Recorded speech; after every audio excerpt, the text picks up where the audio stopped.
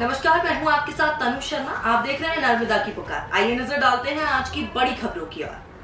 अयोध्या से रामेश्वरम तक की पदयात्रा के दौरान डिंडोरी प्रवास पर पहुंची वाटर वुमेन शिप्रा पाठक। डिंडोरी प्रवास के दौरान नर्मदा तट पे किया विश्राम, मां नर्मदा की पूजा अर्चना एवं महाआरती के बाद किया प्रसादी का वितरण। वाटर वुमेन के रूप में देश भर में प्रख्यात प्राप्त साध्वी शिप्रा पाठक एक बार फिर से अपने 4000 किलोमीटर पदयात्रा के लक्ष्य के साथ मां नर्मदा के तटों पर भ्रमण के लिए निकल पड़ी हैं।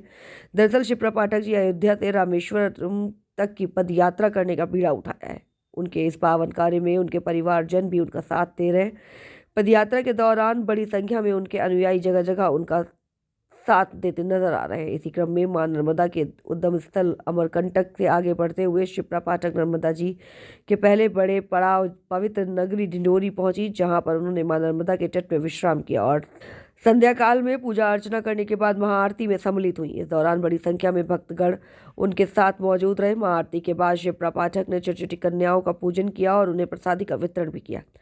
उनके इस प्रवास के दौरान हमारे नर्मदा की पुकार के जिला ब्यूरो प्रकाश मिश्रा को भी उनकी सेवा का अवसर प्राप्त हुआ। आपको बता दें कि शिप्रा दीदी उनके आमंत्रण पर उनके घर पहुंची, जहां उन्होंने प्रसादी ग्रहण की और परिवार से मुलाकात कर मां नर्मदा की कृपा प्राप्त होने और लगातार उन्नति करने से पूर्व भी मां नर्मदा की संपूर्ण परिक्रमा कर चुकी हैं। उनके द्वारा हरित क्रांति का भी संकल्प लिया गया, जिसके अंतर्गत 1 करोड़ पौधे मां नर्मदा के तटों पर लगाने का संकल्प है, जिसमें से लगभग 14 लाख पौधों का रोपण उनके द्वारा मां नर्मदा के विभिन्न तटों पर किया जा चुका है।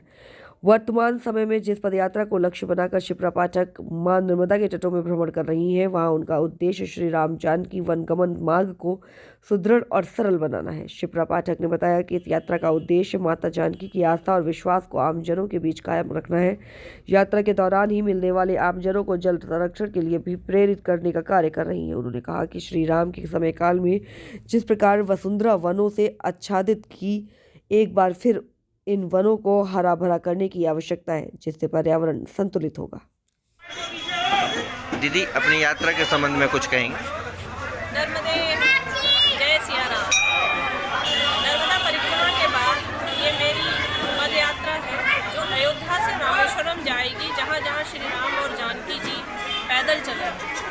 लगभग 4000 किलोमीटर की ये यात्रा है, जो 5-6 राज्यों से होकर निकलेगी। उत्तर प्रदेश, मध्य प्रदेश, महाराष्ट्र, आंध्र प्रदेश, उड़ीसा, केरला, तमिलनाडु, ये सारे राज्यों को पार करते हुए हम लोग रामेश्वरम पहुँचे। डिंडोरी में आज आपकी यात्रा का पड़ाव था, कैसा महसूस कर रहे हैं और यहाँ के लोगों के लिए क्या संदेश रहेगा? आप किसी से ये पूछ रहे हैं कि भोजन में नमक का अर्थ क्या है?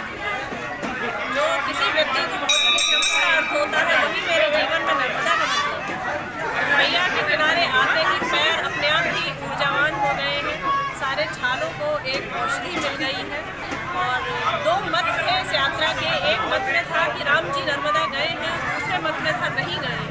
तो राम जी नर्मदा गए हैं, मैंने उस मत को माना। और दंडकारण्य क्षेत्र से होते हुए डिंडोरी और जोगी टिकरिया होते हुए हम लोग जबलपुर पहुँचे।